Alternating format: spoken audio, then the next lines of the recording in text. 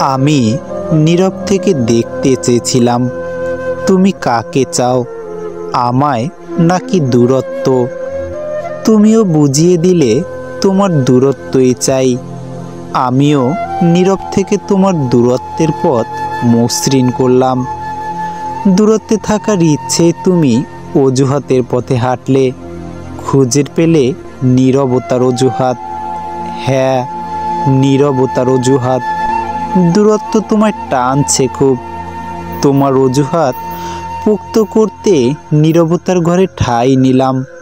তুমি দূরত্বেই থাকো, যেমন থাকে সকালের সূর্য আর রাতের চাঁদ। বলবো না দূরত্ব কমাও, বলবো তুমি ক্ষণে ক্ষণে দূরত্ব বাড়াও।